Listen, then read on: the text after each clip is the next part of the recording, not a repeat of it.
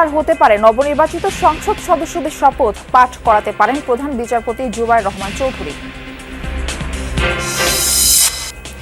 বিএনপির গুলশান কার্যালয়ে ফুল নিয়ে উৎসুক নেতাকর্মীর ভিড়। কোনো নির্দিষ্ট দেশ নয়, পররাষ্ট্রনীতিতে বাংলাদেশের স্বার্থ দেখা হবে বললেন আমির খসরু। কোন দেশ কেন্দ্রিক আমাদের কোনো পররাষ্ট্রনীতি নাই। আমাদের পররাষ্ট্রনীতি সব দেশের সাথে, বাংলাদেশের মানুষের সাথে, বাংলাদেশের স্বার্থে। নির্বাচনে একাধিক আসনে ফল পরিবর্তনের অভিযোগ জামাত এনসিপির, তদন্তের দাবি। যে সমস্ত আসনে ভয়াবহ অনিয়ম হয়েছে, আমাদের পক্ষ থেকে নিয়মতান্ত্রিকভাবে আমরা তার প্রতিকার চাইব। পাবনায় ভোট পুনর্গণনা চেয়ে বিএনপির বিক্ষোভ। দীর্ঘদিনের গণতান্ত্রিক যাত্রার পুরস্কার পেয়েছে বিএনপি। মত রাজনৈতিক বিশ্লেষকদের, বিগত আমলে কোণঠাসা জামায়াত কুড়িয়েছে ভোটারদের সহানুভূতি। দীর্ঘ সময় থেকে তারা বিরোধী দল লড়াই করেছে, তারা মানুষের মনে সেই জায়গাটা করে নিয়েছে। যারা শুধু আওয়ামী লীগের দুঃশাসন দেখেছে, জামাতকে ভিকটিম হতে দেখেছে, তাদের একটা বড় অংশ জামাতের প্রতি সিম্প্যাথেটিক হতে পারে। চট্টগ্রাম, কক্সবাজার ও ৩ পার্বত্য জেলায় প্রত্যাশিত ফল পেয়েছে বিএনপি। ২৩ আসনের ২১টিতে ধানের শীষের জয়, প্রতিরোধী গড়ে তুলতে পারেনি প্রতিপক্ষ। রাজশাহী বিভাগে বিএনপির ভোটের হার বাড়লেও কমেছে আসন। আগের তুলনায় ভালো করেছে জামায়াত। রংপুর বিভাগেও 11 দলীয় ঐক্যের জয় জয়কার।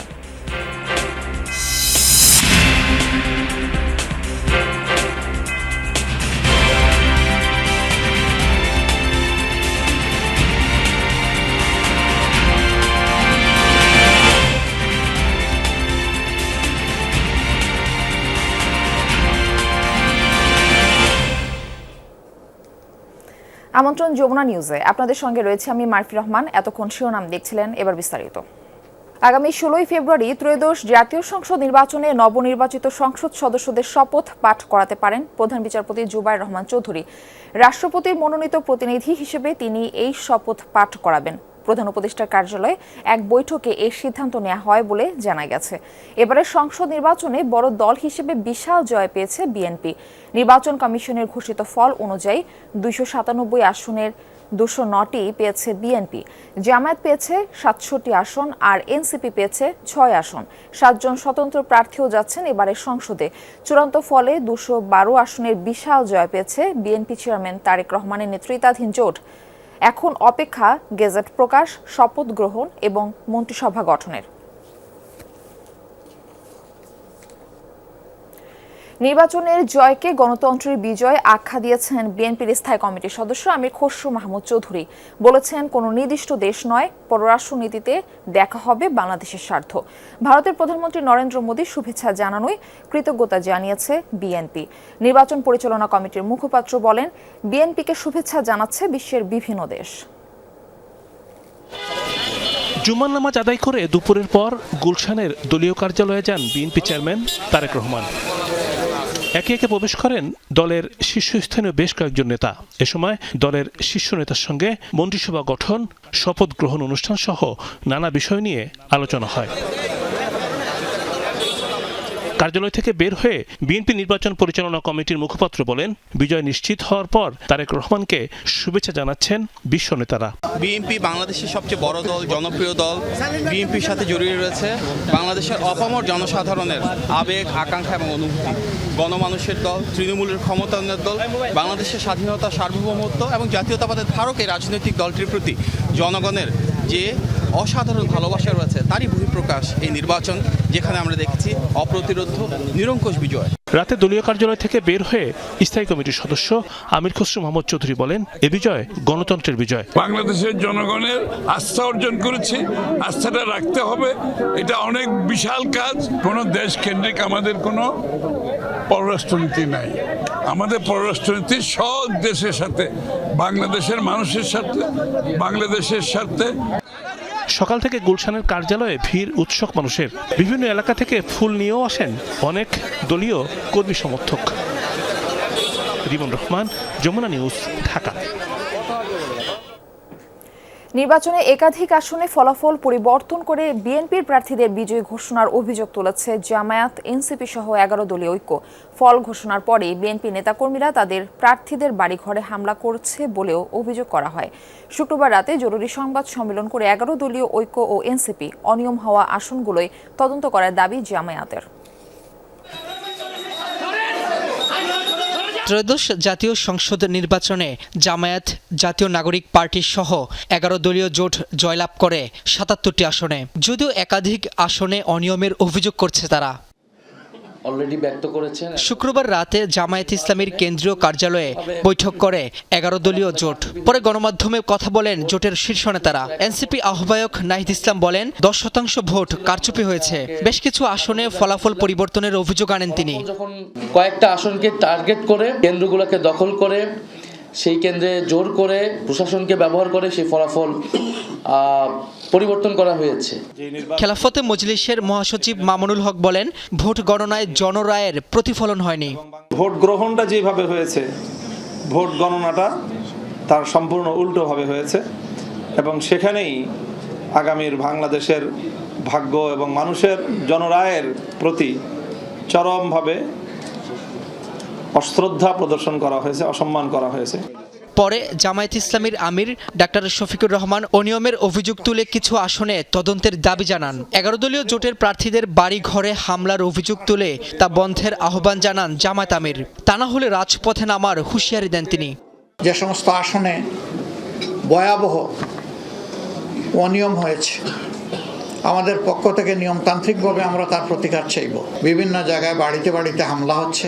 সুনির্দিষ্ট সময়ের ভিতরে যদি আমরা প্রতিকার পাই তাহলে এক কথা, কিন্তু যদি না পাই তাহলে এখানেও আমরা বাধ্য হব আমাদের পথ ধরতে। পরে সংবাদ সম্মেলন করে জাতীয় নাগরিক পার্টির নির্বাচনী পরিচালনা কমিটি। সংখ্যাগরিষ্ঠতা পাওয়ার পর বিএনপি আওয়ামী লীগের মতো আচরণ করছে বলেও অভিযোগ তোলেন আসিফ মাহমুদ।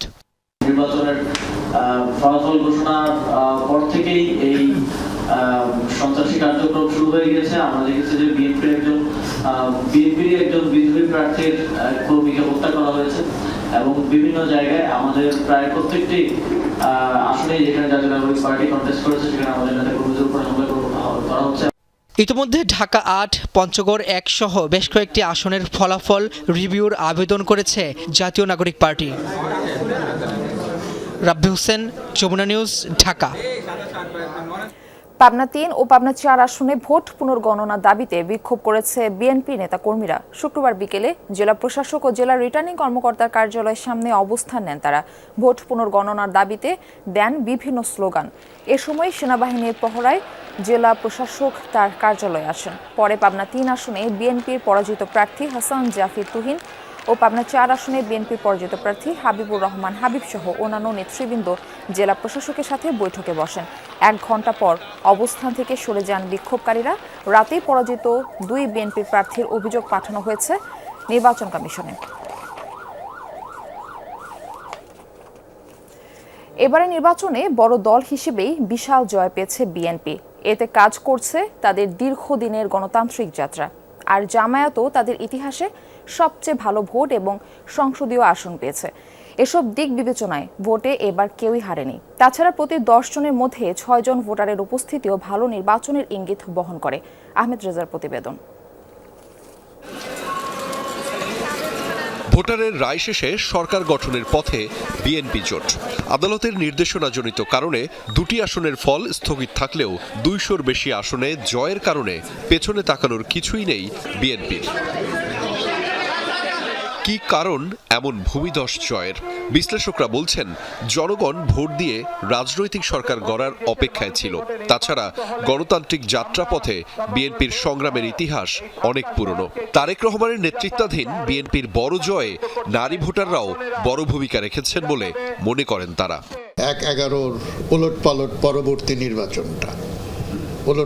পরবর্তী নির্বাচন, দুইটার ট্রেন্ডটা একই, যে দলটি জয় পেয়েছে বিপুল সংখ্যাগরিষ্ঠতা নিয়ে। বিএনপির জন্য অন্তত 2/3 মেজরিটি দরকার ছিল, তারা সেটাকে ক্রস করে বেশি গেছে। দীর্ঘ সময় থেকে তারা বিরোধী দল লড়াই করেছে, তারা মানুষের মনে সে জায়গাটা করে নিয়েছে এবং এই মুহূর্তে যেহেতু আওয়ামী লীগ মাঠে নেই, সুতরাং তারাই প্রধান দলে পরিণত হয়েছে।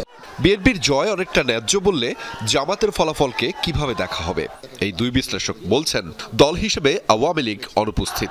তাছাড়া দীর্ঘ সময় জামায়াতও ভোগ করেছে নির্যাতন, নিপীড়ন। সেগুলো কাজ করে থাকতে পারে ভোটের হিসেবে। জামাত তো বোধ হয় তাদের জন্মের পর থেকে এত ভালো রেজাল্ট আর করে নাই। যারা একসময় হয়তো নৌকায় ভোট দিত, তারা হয়তো বিএনপির ব্যাপারে যারা হাইলি প্রেজুডাইজ, তারা হয়তো অনেকে জামাতকে ভোট দিয়েছে, এটা হতে পারে। তরুণদের মধ্যে হয়তো জামাতের প্রতি আকর্ষণ, যাদের ৭১ নিয়ে যাদের কোনো আবেগ নেই, যারা শুধু আওয়ামী লীগের দুঃশাসন দেখেছে এবং জামাতকে ভিকটিম হতে দেখেছে, তাদের একটা বড় অংশ জামাতের প্রতি সিম্প্যাথেটিক হতে পারে না। তাদের সব সিট যোগ করলেও এই সংখ্যায় আসবে না। সো এটা তাদের জন্য একটা বিরাট বিজয়। শুধু সেটা না, তারা প্রধান জোট হিসাবে আবির্ভূত হয়েছে বিএনপির বিরুদ্ধে। এখন আমরা একসময় বিএনপি আওয়ামী লীগ বলতাম, এখন কিন্তু মানুষজন বিএনপি জামাতের নির্বাচন এভাবে বলবে যদি আওয়ামী লীগ ফেরত না আসে। ২৬-এর নির্বাচনে ১৯৮ জন প্রার্থী হয়েছিলেন জাতীয় পার্টি থেকে, জিততে পারেনি একজনও। শেষ মুহূর্তে জামাত জোটে যাওয়ার সিদ্ধান্ত বদলানো চরমোনাই পীরের ইসলামী আন্দোলন জিতেছে বরগুনার একটি আসনে। তো এবার তো জাতীয় পার্টি থেকেও নেই, আওয়ামী লীগ তো নেই। তো যারা সবসময় চিন্তা করে আমরা বিএনপিকে ভোট দেব না, তো তারা উৎসাহ নিয়ে ভোট দিতে গেছে, তারা অনেকেই হয়তো জামাতকে ভোট দিয়েছে। এভাবে হতে পারে। জাতীয় পার্টির ক্ষেত্রে দুটো কারণ আমার মনে হয়, শেখ হাসিনার সাথে থাকার যে একটা তকমা, যে তাকে সাহায্য করে, সেটা আছে। আর দ্বিতীয়, জাতীয় পার্টি অনেক জায়গাতে ভালো ক্যান্ডিডেট দিতে পারেননি, কারণ তারা আদৌ নির্বাচনটা করতে পারবেন কিনা, তারা মবের পাল্লায় পড়বেন কিনা। সাধারণত ঢাকা মহানগরে যে দল জয়ী হয় তাদের জয় হয় একচেটিয়া। এবার ব্যতিক্রম ঘটেছে সেখানেও। রাজধানীর আমিরুল, মিল্টন, কাইয়ুম এবং তুলি ধানের শীষ প্রতীক নিয়েও হেরেছেন ভোটে। আলোচিত স্বতন্ত্র প্রার্থী তাসনিম যারা জয় না পেলেও পেয়েছেন মানুষের সহমর্মিতা। আহমেদ রেজা, যমুনা নিউজ, ঢাকা। বৃহত্তর চট্টগ্রামে ভোটযুদ্ধে বিএনপির জয়কার। চট্টগ্রাম, কক্সবাজার ও ৩ পার্বত্য জেলার ২৩ আসনের মধ্যে ২১টি বিএনপি এবং ২টি আসন পেয়েছে জামায়াত ইসলামী। বেশিরভাগ আসনে ভোটের ব্যবধান অনেক বেশি, তেমন প্রতিদ্বন্দ্বিতাই হয়নি। চট্টগ্রামে বিএনপির বিজয়ী ১৪ প্রার্থীর মধ্যে ১০ জনই নতুন মুখ। আগে থেকে যা ধারণা করা হচ্ছিল, চট্টগ্রামে ভোটের ফলাফলও ঠিক যেন তাই। বিএনপির জয়কার। চট্টগ্রামে ১৬টি আসনের মধ্যে ১৪টিতেই জিতেছে ধানের শীষের প্রার্থী। এর মধ্যে ৪ জন আগেও একাধিকবার সংসদ সদস্য নির্বাচিত হয়েছেন, বাকি ১০ জনই নতুন মুখ। জনগণের প্রত্যাশা অনেক বেশি, এই দায়িত্ব কিভাবে পালন করব সেটাই হচ্ছে মূল কথা। এটা বিজয়ের কোনো ব্যাপার নেই, এটা আস্থার ব্যাপার। এই আস্থাটা আমরা কিভাবে রাখতে পারি সেটাই, সেই গুরু দায়িত্ব আমাদের উপর আছে, সেই বোঝাটা আমাদেরকে বহন করতে হবে। কঠিন লড়াইয়ে জিতে প্রথমবার সংসদ সদস্য নির্বাচিত হন বিএনপির ১০ নতুন মুখ। জয়ের পর দলীয় নেতাকর্মী ও এলাকার মানুষের ঢল নামে প্রত্যেকের বাড়িতে। সাতকানিয়া ও বাঁশখালী আসনেও বিএনপি নতুন দুজনকে প্রার্থী করেছিল, তবে দুজনেই হেরেছেন।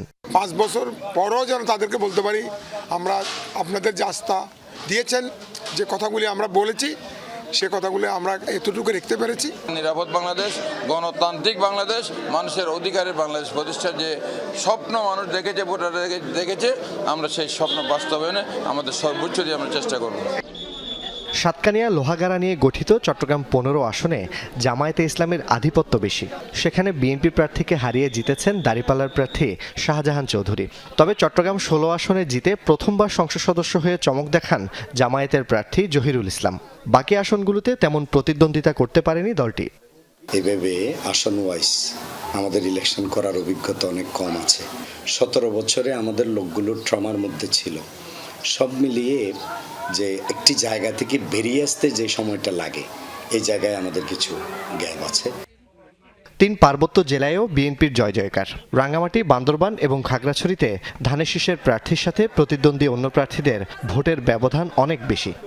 কোনো বৈষম্য থাকবে না উন্নয়নের ক্ষেত্রে। এখানে শিক্ষা, স্বাস্থ্য, মহিলাদের কর্মসংস্থানের সুযোগ, যুবকদের কর্মসংস্থানের সুযোগ, সর্বক্ষেত্রে এটা একটা সাম্প্রদায়িক সম্প্রীতি রাঙামাটি গড়ে তুলব আমি। পার্বত্য জেলা আগামী দিনের সুন্দর সম্প্রীতি এবং সংহতির ভিতরে এবং আমরা যেন বাস করতে পারি, এটার জন্য একটা অত্যন্ত বেশি একটা ইতিবাচক দিক। কক্সবাজারে 4টি আসনও বিএনপির। চকরিয়ায় হেভিওয়েট প্রার্থী সালাউদ্দিন আহমদ সহজে জিতলেও লড়াই হয়েছে অপর 3 আসনে। এর মধ্যে কক্সবাজার 2 আসনে জামায়াতের প্রার্থী হামিদুর রহমান আজাদ সম্ভাবনা জাগালেও শেষ পর্যন্ত পারেননি। জোবায়েত ইবনে শাহাদাত, যমুনা নিউজ। রাজশাহী বিভাগে প্রথমবারের জাতীয় নির্বাচনে আসন জয় 2 অঙ্কের ঘর পেরিয়েছে জামায়াত ইসলামী। একই সাথে বেড়েছে ভোট প্রাপ্তির হার। বিপরীতে 1991 সালের পর থেকে গ্রহণযোগ্য নির্বাচনগুলোতে এই বিভাগে অন্তত একটি আসন নিশ্চিত করলেও এবার জাতীয় পার্টির অর্জন শূন্য।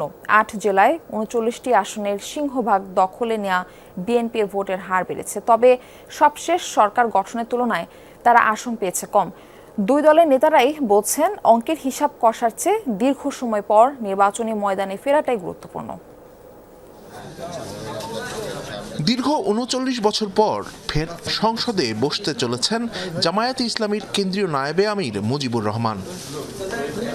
1986 সালে রাজশাহী 1 আসন থেকেই তিনি সংসদ সদস্য নির্বাচিত হয়েছিলেন। বয়স তখন ছিল তার কম, সংসদে থাকতেও পারেননি খুব বেশি সময়। আমরা 10 জন এমপি ছিলাম, আমরা 10 জনই একসাথে পদত্যাগ করলাম। তারপরের দিনই জাতীয় সংসদ ভেঙে গেল। এরপরে এরশাদের পতনটা খুব দ্রুত সম্পন্ন হলো। সেদিনকার এমপি নির্বাচনটা ছিল বলতো স্বৈরাচারকে দেশ থেকে বিদায় করা। এবার পরিণত বয়সের এই বিজয়কে এই অঞ্চলের মানুষের জন্য কাজ করার একটি সুযোগ হিসেবে বিবেচনা করছেন তিনি। বাংলাদেশের অভ্যুদয়ের পর থেকে জামায়াত ডাবল ডিজিট অতিক্রম করে তাদের ইতিহাসে এবারই সবচেয়ে বেশি আসন পেয়েছে রাজশাহী বিভাগে। প্রথমবারের মতো এ অঞ্চলের একটি জেলার সবকটি নির্বাচনী আসনে জিতেছে তারা। আমাদের দেশে আল্লাহর হুকুম চলে না, যদি চলতো তাহলে দেশটা খুবই ভালো হতো। সেই হিসাবে আমাদের প্রথম টার্গেটই হচ্ছে যে আল্লাহর বিধিবিধান মতো আমাদের দেশ, সমাজ, জাতিকে পরিচালনা করার চেষ্টা করা।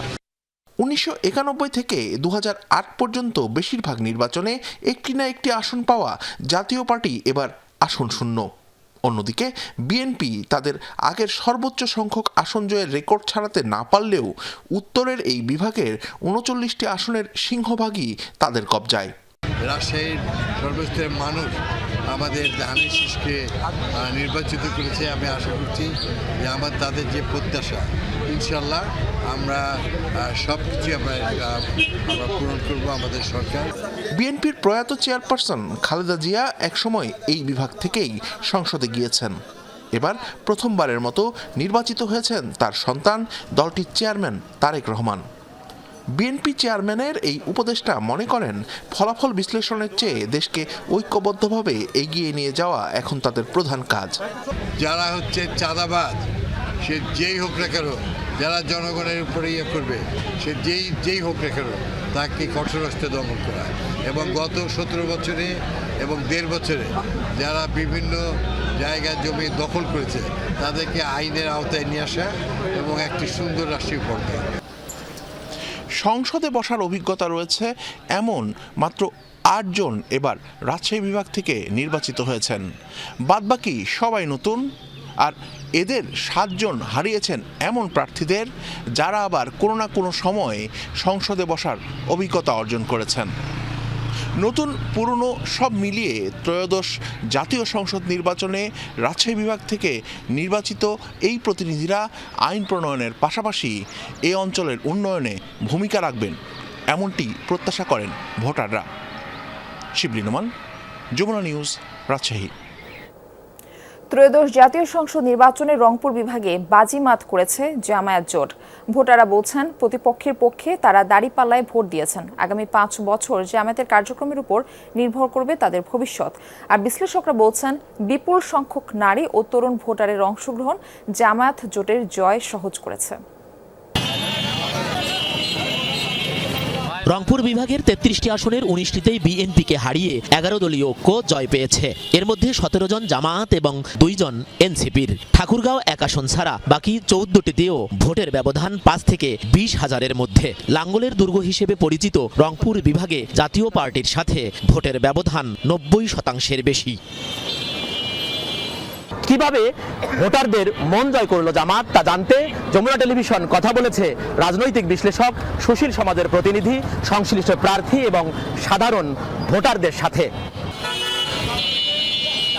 রংপুরে জামায়াতের এত বড় সাফল্যের কারণ কি? দাঁড়িপাল্লায় ভোট দেওয়ার কারণ জানালেন শ্রমিক, মজুর, শিক্ষার্থী, গৃহবধূ, ব্যবসায়ী কিংবা পেশাজীবীরা। এবার জামাত কি করতে পারে, এই জন্যই জামাতকে আমরা বাছি নিচ্ছি। আশা আছে যে তারা নারীদের প্রতি বেশি গুরুত্ব দিবে। জুলাই বিপ্লবের মাধ্যম দিয়ে তারা আর কি নতুন মুখ চায় আর কি রাষ্ট্রের মধ্যে, সেই কারণেই আর কি সবাই জামাতের প্রতি আর কি ঝুঁকে পড়ছে। সৎ, যোগ্য এবং মানুষের জন্য ভাববে, এই জন্যই জামাতকে বেছে নিচ্ছে। গাইবান্ধার 5টি আসনেও বিএনপির প্রার্থীদের পরাজিত করে জয় পেয়েছে জামায়াত। ভোটের ব্যবধান 14,000 থেকে 1 লাখ পর্যন্ত। নীলফামারীর সবগুলো আসনই পকেটে পুড়েছে জামায়াত। এখানে হেরে গেছেন বিএনপি চেয়ারম্যান তারেক রহমানের খালাতো ভাই শাহরিন ইসলাম তুহিনও। আসনগুলোতে ভোটের ব্যবধান 8 থেকে 48,000 পর্যন্ত। জনগণ এবার সুযোগ পেয়েছে, সুষ্ঠু নির্বাচন হয়েছে, এই জন্য আমাদেরকে ভোট দিয়ে নির্বাচিত করেছে। আগামী দিনের জুলাই সনদের ভিত্তিতে যে দেশ পরিচালিত হবে তাদের নেতাকেই তারা নির্বাচন করেছে। দেশের যে সমস্ত জায়গাতে আমাদের উপর বেশি অত্যাচার নিপীড়ন হয়েছে, আমরা লক্ষ্য করেছি যে সেই জায়গাগুলোতেই আমাদের বিজয় বেশি এসেছে। কুড়িগ্রামের 4টি আসনেও বিজয়ী জামায়াত জোট। এখানে এনসিপির যুগ্ম আহ্বায়ক ডক্টর আতিক মুজাহিদও হয়েছেন এমপি।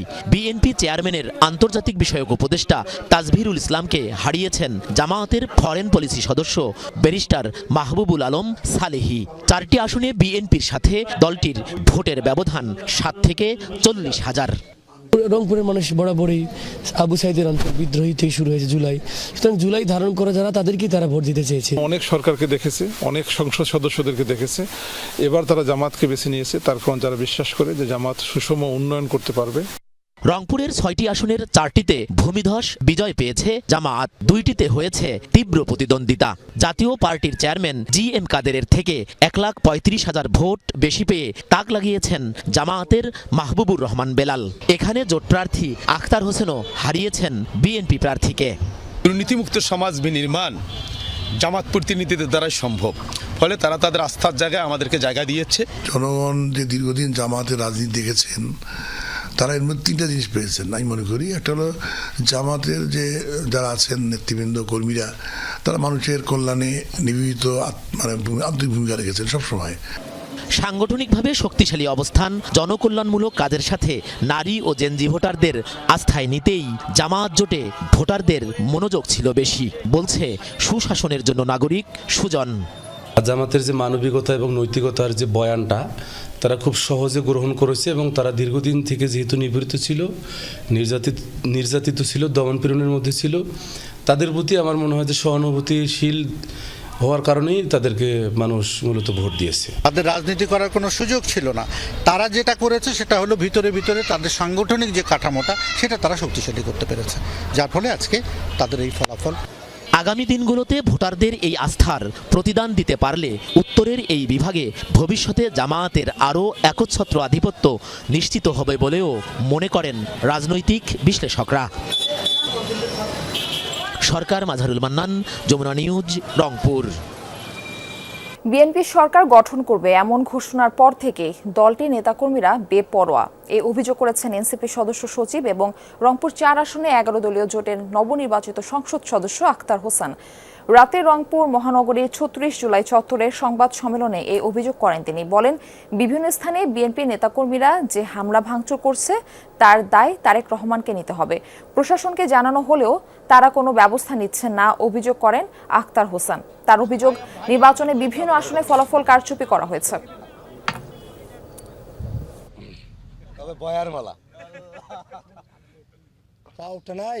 বিএনপির একজন কর্মী আমাদের একজন বিএনপি সরকার গঠন করতে যাচ্ছে দেখেই আজ বিএনপির নেতাকর্মীরা বিপরা হয়ে উঠেছে। ডিসি, এসপি, কমিশনার, এমন আর্মির অফিসার সবাইকে আমি এই বিষয়টা জানিয়েছি। এখনো পর্যন্ত তারা এখানে কোনো ফোর্স ডিপ্লয় করে নাই। ফলাফলের সময়টাতে অনেকগুলো আসনকে টার্গেট করে ভোট কারচুপি করা হয়েছে, ফলাফল কারচুপি করা হয়েছে। তার দায়ভার তারেক রহমানকে নিতে হবে। ত্রয়োদশ জাতীয় সংসদ নির্বাচনে নবনির্বাচিত সংসদ সদস্যদের গেজেট এবং গণভোটের গেজেট প্রকাশ করেছে নির্বাচন কমিশন। শুক্রবার গভীর রাতে জাতীয় সংসদের 300 আসনের মধ্যে 297 আসনে নবনির্বাচিত সংসদ সদস্যের গেজেট প্রকাশ করা হয়। গেজেটে সংসদ সদস্য হিসেবে নির্বাচিত প্রার্থীদের নাম, পিতামাতার নাম, ঠিকানা প্রকাশ করা হয়েছে। এর আগে বৃহস্পতিবার সারা দেশে উৎসব মুখর পরিবেশে অনুষ্ঠিত হয় ত্রয়োদশ জাতীয় সংসদ নির্বাচন ও সংবিধান সংস্কারের উপর জাতীয় গণভোট। শুক্রবার দুপুরে নির্বাচন কমিশন 297 আসনের চূড়ান্ত ফলাফল ঘোষণা করে।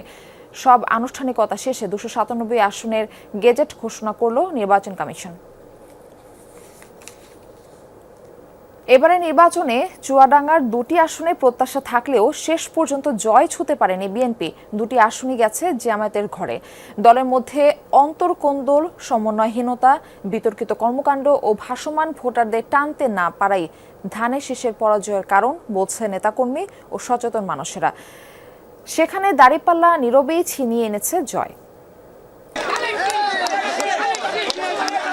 নির্বাচনের আগে মাঠে ব্যাপক সরব ছিল বিএনপি, তবে ভোটের ফলাফলে পরাজয় মানতে হয়েছে দলটির। চুয়াডাঙ্গা 1 আসনে দাঁড়িপাল্লা ও ধানের শীষের ভোটের ব্যবধান 57,000, চুয়াডাঙ্গা 2 আসনে সে ব্যবধান 44,000-এ।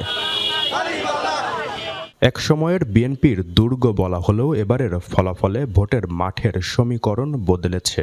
বিএনপির এমন পরাজয়ের কারণ হিসেবে দলের মধ্যে বিভক্তি, সমন্বয়হীনতা, বিতর্কিত কর্মকাণ্ডের পাশাপাশি তরুণ ও নারী ভোটারদের টানতে না পারার ব্যর্থতা সামনে আনছেন নেতাকর্মী ও রাজনীতি সচেতনরা। সেখানে জয়ের কৌশল ধরে এগিয়েছে জামায়াত। যে সমস্ত প্রার্থী নির্বাচিত হয়েছে তারা এই নারী ভোটার এবং তরুণ ভোটারদেরই আকৃষ্ট করতে পেরেছে। কারো সাথে কারো মত পার্থক্য নেই, সামাজিকতাভাবে সবার সাথে সবার সম্পৃক্ততা আছে এবং সবাই ঐক্যবদ্ধ। বিগত দিনেও বলছে যে আমরা সবাই মিলেমিশে চুয়াডাঙ্গা জেলার সার্বিক উন্নয়ন করব। কিছু দুষ্কৃতী গুটি কয়েকজন মানুষ হয়তো কিছু অপকর্ম কাজ করার কারণে হয়তো বিএনপির থেকে সাধারণ ভোটাররা মুখ ফিরিয়ে নিয়েছে। দলের নেতারাও মনে করেন ভবিষ্যৎ বিপর্যয় কাটিয়ে উঠতে নিজেদের ঐক্যবদ্ধ হওয়ার বিকল্প নেই। সব জায়গায় সমন্বয়হীনতা ছিল, যে কারণে ওই ভাসমান ভোট তো তারা ঐক্যবদ্ধ রাজনীতি চাই। আমাদের ভিতরে ঐক্যবদ্ধ রাজনীতি ছিল না। আমাদের তৃণমূলের ভিতরেই পাট আছে, এই পাটের কারণে আজকে আমাদের বিপর্যয়। এ আসন দুটিতে হাত পাখার বাকি 2 প্রার্থী জামানত হারিয়েছেন। রাজনৈতিক কৌশল কিংবা নির্বাচনের সমীকরণ, এই সব কিছু ছাপিয়ে দল মতের ঊর্ধ্বে গিয়ে সবাইকে একসাথে কাজ করার আহ্বান চুয়াডাঙ্গার সাধারণ ভোটারের। জিসান আহমেদ, যমুনা নিউজ, চুয়াডাঙ্গা। কিছুক্ষণ পরপরই কানে আসছে কোকিলের ডাক। কেটে গেছে শীতের আলস্য। নতুন দিনে নির্জীব পাতা ঝরিয়ে নতুন করে জয়গান। পলাশ শিমুল বনে লেগেছে আগুন। প্রকৃতিতে বসন্তের আবহে মানুষের মনেও লেগেছে বাসন্তী হাওয়া। যেদিকে চোখ যায় রঙের খেলা। এর সাথে যুক্ত হয়েছে বিশ্ব ভালোবাসা দিবসের উদযাপন। রুবেল হোসেনের তোলা ছবিতে শওকত মঞ্জুর শান্ত রিপোর্ট।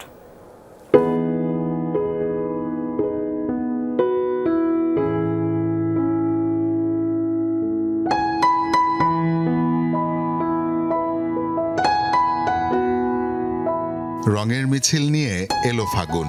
ঝোপঝাড়, বৃক্ষরাজি বা শৌখিন বাগান, সবখানেই লেগেছে রঙের ছোঁয়া।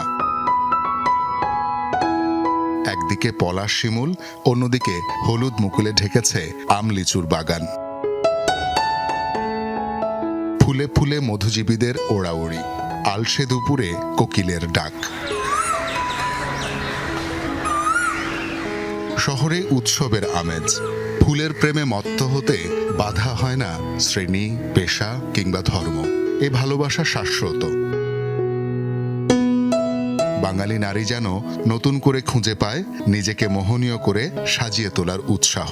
জীবন খুবই ছোট, প্রত্যেকটা মুহূর্ত আমাদের এনজয় করার জন্য একটা বাহানা দরকার। And Basanta is one of the most colourful festival. বসন্ত আসলে বেশি ভালো লাগে যে অনেক ধরনের ফুল নিয়ে অর্নামেন্টস বানানো যায়, ফুল দেখা যায়, বিশেষ করে হচ্ছে হাতে অর্নামেন্টস পরি, খোপায় পরি, তো এটা আমার অনেক ভালো লাগে। আমি আর আমার মা বাগান করেছি, সেখানে অনেক ফুল ফোটে। সকালে ঘুম থেকে উঠে যখন বাগানে যাই তখন ফুলগুলা দেখে অনেক ভালো লাগে, মন ভালো হয়ে যায়। যুগ যুগ ধরে ভালোবাসার বার্তা নিয়ে হাজির হয় এই বসন্ত। প্রকৃতির রঙে বাঙালি মাতে সেই ভালোবাসার উৎসবে। এরই সাথে বিশ্ব ভালোবাসা দিবসের আবেদন মিলেমিশে একাকার। ভালোবাসা শাশ্বত সার্বজনীন এক অনুভূতি। পৃথিবীর শত কোটি মানুষের ভিড়ে সেই একজনকেই নিজের সঙ্গী হিসেবে পাওয়া সত্যিই অপার্থিব। কাউকে ভালো লাগতেই পারে, কিন্তু সংসার জীবনে ভালোবাসাটার সাথে এর ভালো লাগা, ভালোবাসা এবং একসাথে দীর্ঘদিন থাকা, মানে না দেখি তখন মনটার মধ্যে খুব মানে ইয়া লাগে, আনচান লাগে যে ও কোথায় গেল। চোখ বন্ধ করলেই তাকেই দেখছি, তাকে নিয়ে একা একাই গান তৈরি করছি, তার ছন্দ তৈরি করছি, এগুলোই হলো আসলে ভালোবাসা। সময়ের সাথে জীবনের নানা স্তরে সে মানুষকেই আবিষ্কার করা নতুন রূপে। ভালোবাসার এটা ব্যাখ্যার থেকে মানে ফিল করার বিষয়টা হচ্ছে বেশি। এটা একজন আরেকজনকে বোঝা, যেমন ও আমাকে বুঝতেছে, মানে এই জিনিসটা কিন্তু আমাদের বিয়ের আগে ছিল না। আমাদের প্রতিদিনের বাসার যে রেগুলার কাজগুলো ওগুলোই একটু চেষ্টা করি দুজনে মিলে স্পেশাল করে তোলার। বাচ্চার প্রতি কেয়ার ওই সব থেকে বেশি নেয়, ঠিক আছে। আবার আমি যখন থাকি আমি চেষ্টা করি। ঝগড়াটা আমাদের আজকে হয়েছে, আজকে আমরা মেটানোর চেষ্টা করি দুইজনের, মানে দুই তরফ থেকে। আমরা যত আরো সামনে যাবো ভালোবাসার তত গাঢ় হবে। কখনো বা জীবন হয়ে ওঠে দুর্বিষহ, চিরচেনা মানুষটি অচেনা হয়ে যায়, তবু ভালোবাসার অনুভূতি চিরশাশ্বত, চিরসবুজ। একদিকে ঋতুরাজ বসন্ত, ফুলে ফুলে ছেয়ে যাওয়া প্রকৃতি, কোকিলের ডাকে নতুন সম্পর্ক গড়ার আহ্বান। অন্যদিকে বিশ্ব ভালোবাসা দিবসে চিরায়ত এক অনুভূতির উজ্জ্বল উদযাপন। নতুন কুড়ি যেমন মেলে ধরা জীবনের রঙিন বারতা দেয়, তেমনি হৃদয়ের গভীরে বেজে ওঠে ভালোবাসার শাশ্বত এক সুর। শওকত মঞ্জু শান্ত, যমুনা নিউজ, ঢাকা। ঋতুরাজ বসন্তকে বরণে প্রস্তুত ঢাকাবাসী। সকাল থেকে উৎসবের খবরাখবর রাখছেন সহকর্মী সুমাইয়া ঐশী। তিনি আছেন আগারগাঁওয়ের মুক্তিযুদ্ধ জাদুঘরে, আমরা তার সঙ্গে যুক্ত হচ্ছি। ঐশী, আপনাকে বসন্তের শুভেচ্ছা। বসন্ত উৎসব তো চলছে, দর্শনার্থীদের পরিস্থিতি কেমন দেখছেন, উপস্থিতি কেমন দেখছেন?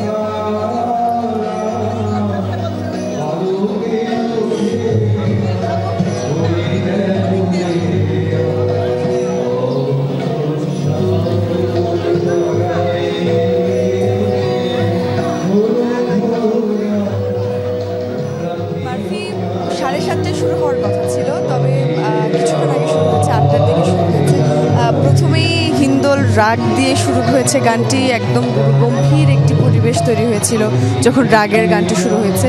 এরপর একটি নৃত্য পরিবেশ শুরু হয়েছে এবং এখন রবীন্দ্রসঙ্গীত চলছে। ফলে সব কিছু মিলিয়ে আসলে মানুষের মধ্যে গতকাল যে নির্বাচন গেছে, একটা দুশ্চিন্তা, টেনশন বা বলা চলে যে এক ধরনের উত্তেজনা মানুষের মধ্যে ছিল, সেটাই কিন্তু কিছু অংশে হলেও প্রশমিত হচ্ছে আজকের এই বসন্ত উৎসবের মধ্য দিয়ে। অনেকে এসেছেন, বিভিন্ন বয়সের মানুষ এখানে উপস্থিত হয়েছেন, বিভিন্ন বয়সের মানুষ এখানে উপস্থিত হয়েছেন। অনেকে আছেন যে পরিবার নিয়ে, বাচ্চাদেরকে নিয়ে উপস্থিত হয়েছেন। ফলে সব কিছু মিলিয়ে এই যে মুক্তিযুদ্ধ জাদুঘরের অডিটোরিয়ামে যে আয়োজনটি করা হয়েছে, এটি আসলে একটা ভিন্ন রকম একটা আমেজ দিচ্ছে এই সময়ের প্রেক্ষাপটে। কারণ আপনি জানেন যে গতকাল নির্বাচন গিয়েছে এবং নির্বাচনেরও দু একদিন আগে থেকে সারা বাংলাদেশে নানান ধরনের ঘটনা ঘটেছে। সেই যে একটি নির্বাচন সংক্রান্ত যে ঘটনাগুলো, সেগুলোর কারণে মানুষের মধ্যে যে একটা মানসিক চাপের তৈরি হয়েছিল, সেটি আসলে আজকের দিনে কিন্তু প্রশমিত হওয়ার দিন। আজকে বসন্ত এবং আজকে কিন্তু ভালোবাসার দিনও বটে। ফলে মানুষের মধ্যে যে যত অনাকাঙ্ক্ষিত অনুভূতি, মানুষের মধ্যে যত অযাচিত সব স্মৃতি, সেগুলোকে প্রশমিত করবার দিন আজকে। ভালোবাসার দিনে আসলে মানুষের কাছে, মানুষের মনে একটা অন্যরকম আবেগ থাকে, সেই আবেগেরই বহিঃপ্রকাশ কিন্তু অনেকেই নানানভাবে ঘটান। বসন্ত বাংলাদেশের ঐতিহ্য, বাংলাদেশের সংস্কৃতিরই একটি অংশ এবং সেই সংস্কৃতিকে প্রতি বছরই জাতীয় বসন্ত উদযাপন পরিষদের পক্ষ থেকে আয়োজন করা হয়।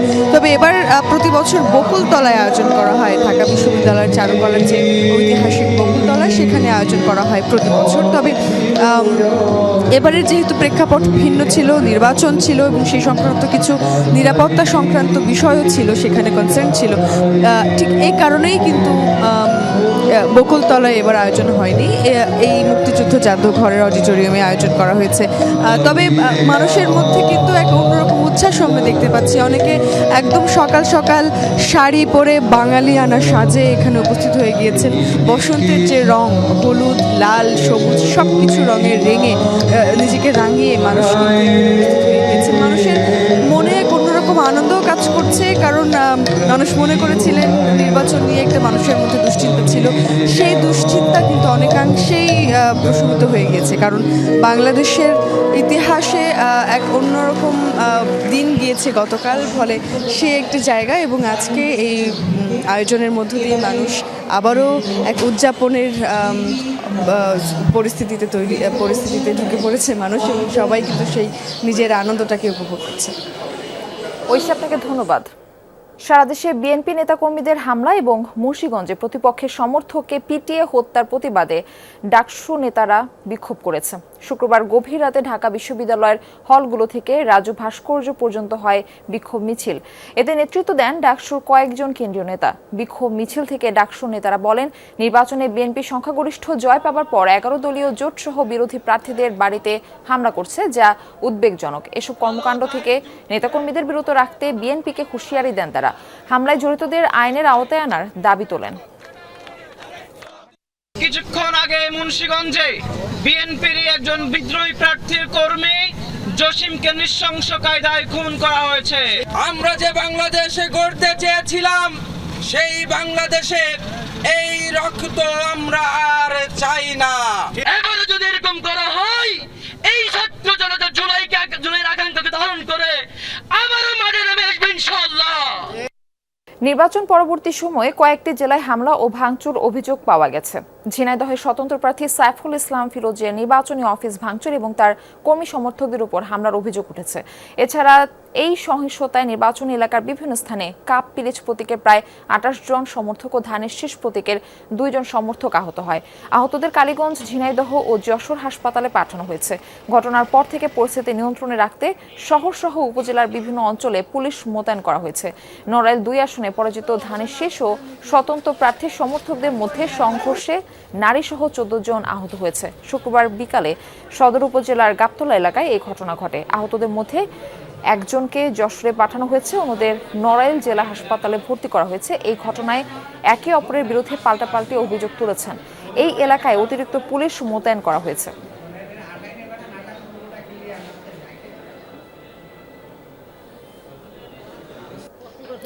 পটুয়াখালীর বাউফলে জামায়াতের বিরুদ্ধে বিএনপি নেতাকর্মীদের ব্যবসা প্রতিষ্ঠান, বাড়িঘর ও রাজনৈতিক কার্যালয়ে হামলা ভাঙচুরের অভিযোগ উঠেছে। শুক্রবার বিকেলে বাউফলের সংবাদ সম্মেলনে উপজেলা বিএনপির সদস্য সচিব আপেল মাহমুদ ফিরোজ দাবি করেন, বৃহস্পতিবার রাতে মিছিল নিয়ে জামায়াত কর্মীরা বিভিন্ন স্থানে হামলা ভাঙচুর ও লুটপাট চালায়। শুক্রবার সকালে উপজেলা যুব দলের সভাপতি গাজী গিয়াসের রাজনৈতিক কার্যালয়ে হামলা চালিয়ে আসবাবপত্র সহ অন্তত 10টি মোটরসাইকেল ভাঙচুর করা হয়। একই সাথে বিভিন্ন ইউনিয়নের নেতাকর্মীদের ব্যবসা প্রতিষ্ঠান ও বাড়িঘরও হামলার অভিযোগ করেন বিএনপি নেতাকর্মীরা। দাবি করেন, এসব ঘটনায় অন্তত 20 জন আহত হয়।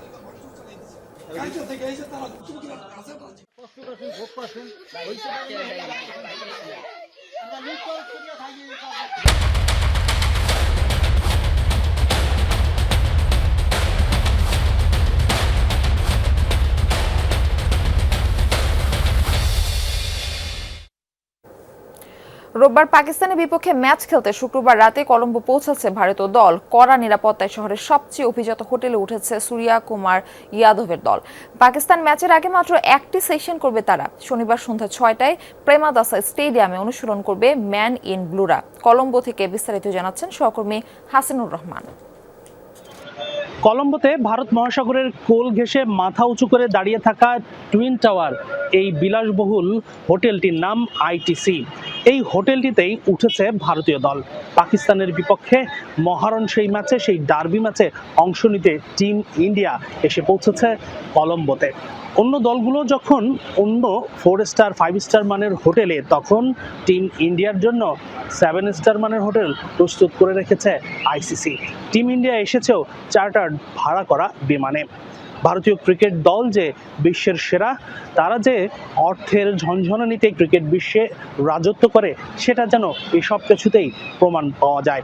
তবে ভারত পাকিস্তান এই ম্যাচকে ঘিরে মাঠের বাইরের যতই আলোচনা হোক না কেন, আসল লড়াইটা কিন্তু হবে কলম্বোর প্রেমাদাসার 22 গজেতেই। আর সেই প্রেমাদাসার গ্যালারিতেও থাকবে ভারতীয়দের দাপট, সেটা কিন্তু হলফ করে বলাই যায়। 5 স্টার 4 স্টার 3 স্টার থেকে শুরু করে সাধারণ মানের হোটেল, কোথাও সিট পাওয়া যাচ্ছে না 16 তারিখ পর্যন্ত, কেননা সব হোটেলগুলোতেই প্রায় প্যাকড হয়ে আছে ভারতীয় সমর্থকরা। সব মিলিয়ে টিম ইন্ডিয়া মাঠে কতটা ভালো পারফরমেন্স করে সেটা এখন দেখার বিষয়। পাকিস্তান কাগজে কলমে অনেকটা পিছিয়ে থাকলেও সাম্প্রতিক পারফরমেন্স কিন্তু বেশ ভালো আবার তাদের। তাই তো মাঠের লড়াইটা জমজমাট হোক এমনটাই প্রত্যাশা সংশ্লিষ্ট সবারই। হাসিনুর রহমান, যমুনা স্পোর্টস, কলম্বো, শ্রীলঙ্কা। গাইবান্ধায় দুর্বৃত্তের কুড়ালের আঘাতে অমিতাভ কুমার রায় সুজন নামে আইনজীবীর এক সহকারী নিহত হয়েছেন। শুক্রবার সন্ধ্যায় সদর উপজেলার বল্লমঝাড় ইউনিয়নের খামার বল্লমঝাড় গ্রামে এই ঘটনা ঘটে। নিহতের স্বজনরা জানায়, সন্ধ্যায় বাড়ির পাশে দুর্বৃত্তরা সুজনের উপর হামলা চালায়। তার চিৎকারে আশপাশের লোকজন ছুটে এলে হামলাকারীরা পালিয়ে যায়। গুরুতর অবস্থায় রংপুর মেডিকেলে নেওয়ার পথে মৃত্যু হয় তার। পুলিশ জানায়, মৃতের শরীরে ধারালো অস্ত্রের আঘাত রয়েছে। নিহতের ভাই সুধান কুমার রায় অভিযোগ করেন, পার্শ্ববর্তী নিতাই চন্দ্র রায়ের সঙ্গে তার ভাইয়ের জমি নিয়ে বিরোধ চলছিল। হবিগঞ্জের বাহুবল উপজেলায় যাত্রীবাহী বাস উল্টে লোকমান মিয়া নামে এক পথচারী নিহত হয়েছেন। এ ঘটনায় অন্তত 25 যাত্রী আহত হয়েছেন। শুক্রবার সন্ধ্যায় ডুবাই বাজার এলাকায় এই দুর্ঘটনা ঘটে। পুলিশ ও স্থানীয়রা জানায়, সিলেট থেকে ঢাকাগামী মিতালি পরিবহনের একটি বাসে এক যাত্রীর সঙ্গে হেলপারের বাকবিতণ্ডা হয়। এক পর্যায়ে চালকের সাথে ধস্তাধস্তিতে জড়িয়ে পড়ে। আতঙ্কিত যাত্রীরা ডাকাত সন্দেহে চিৎকার শুরু করেন। এ সময় বাসটি নিয়ন্ত্রণ হারিয়ে সড়কে উল্টে যায়। বাসের ধাক্কায় ঘটনাস্থলে পথচারী লোকমান মিয়ার মৃত্যু হয়। আহত অন্তত 25 জনকে স্থানীয়রা উদ্ধার করে বাহুবল উপজেলা স্বাস্থ্য কমপ্লেক্সে বিভিন্ন হাসপাতালে ভর্তি করেছেন। ব্রিটিশ প্রধানমন্ত্রী কের স্টারমারের নেতৃত্বে টানাপোড়েনকে কেন্দ্র করে আলোচনায় উঠে এসেছে ব্রিটিশ স্বরাষ্ট্রমন্ত্রী শাবানা মাহমুদের নাম। ক্ষমতাসীন লেবার পার্টির এই প্রভাবশালী ব্যক্তিত্ব বর্তমানে রয়েছেন সীমান্ত সুরক্ষা, নিরাপত্তা ও অভিবাসন বিষয়ক ব্যবস্থাপনায়। 2010 সালে ব্রিটিশ পার্লামেন্টের প্রথম 3 নারী এমপি হিসেবে রুশনারা আলী ও ইয়াসমিন কোরেশির পাশাপাশি নিযুক্ত হন তিনি। স্টারমারের স্থলাভিষিক্ত হয়ে যুক্তরাজ্যের ক্ষমতার মসনদে বসলে ব্রিটিশ রাজনীতির ইতিহাসে প্রথম মুসলিম নারী প্রধানমন্ত্রী হিসেবে মাইলফলক সৃষ্টি করবেন তিনি। চরম রাজনৈতিক অস্থিরতার মুখে যুক্তরাজ্য। মার্কিন যৌন নিপীড়ক জেফ্রি এপস্টেইনের ঘনিষ্ঠ ব্রিটিশ দূত পিটার ম্যান্ডেলসনকে নিয়োগ দেওয়ার ইস্যুতে সংকটের মাঝে প্রধানমন্ত্রী কেইর স্টারমারের নেতৃত্ব। তার পদত্যাগের দাবির পাশাপাশি জোরালো হচ্ছে ক্ষমতার পালাবদলে পরবর্তী ব্রিটিশ প্রধানমন্ত্রী কে হবেন সেই প্রশ্ন। স্টারমারের স্থলাভিষিক্ত হিসেবে প্রথম মুসলিম প্রধানমন্ত্রী হিসেবে যুক্তরাজ্যের শাসনভার নেওয়ার আলোচনায় বারবার উঠে আসছে শাহানা মাহমুদের নাম। আইনজীবী থেকে রাজনীতিবিদে পরিণত হওয়া 45 বছর বয়সী শাবানা মাহমুদ বর্তমানে নিযুক্ত যুক্তরাজ্যের স্বরাষ্ট্রমন্ত্রীর দায়িত্বে। ক্ষমতাসীন লেবার পার্টির একজন প্রভাবশালী ব্যক্তিত্বও তিনি। রক্ষণশীল ধারার এই রাজনীতিবিদ দীর্ঘদিন ধরে পরিচিত স্টারমারের অত্যন্ত ঘনিষ্ঠ বন্ধু হিসেবে। যুক্তরাজ্যের বার্মিংহামে জন্ম নেওয়া শাবানা মূলত কাশ্মীরি বংশোদ্ভূত। মা জুবাইদা ও বাবা মাহমুদ আহমেদ কাশ্মীরের মিরপুর অঞ্চলের বাসিন্দা। অক্সফোর্ডের লিঙ্কন কলেজ থেকে আইন বিষয়ে 2002 সালে স্নাতক ও 2003 সালে বার ভোকেশনাল কোর্স সম্পন্ন করে ব্যারিস্টার হিসেবে কর্মজীবন শুরু করেন শাবানা। 2010 সালে রুশনারা আলী ও ইয়াসমিন কোরেশির সাথে ব্রিটিশ পার্লামেন্টে নির্বাচিত প্রথম 3 নারী এমপির একজন তিনি। 2025 সালে যুক্তরাজ্যের স্বরাষ্ট্রমন্ত্রী নির্বাচিত হওয়ার পর থেকে সীমান্ত সুরক্ষা, নিরাপত্তা ও অভিবাসন ব্যবস্থার তদারকিতে রয়েছেন প্রভাবশালী এই নারী। প্রধানমন্ত্রী হিসাবে স্থলাভিষিক্ত হলে ব্রিটিশ রাজনীতির ইতিহাসে এক নতুন মাইলফলক স্পর্শ করবেন শাবানা মাহমুদ। কেইর স্টারমারের পরিবর্তে তার ক্ষমতা গ্রহণের সম্ভাবনা বেশ জোরালো বলে মনে করছেন বিশ্লেষকরা। সাবরিনা নুসরাত, যমুনা নিউজ। এই ছিল যমুনা নিউজে। এতক্ষণ সাথে থাকার জন্য ধন্যবাদ সবাইকে।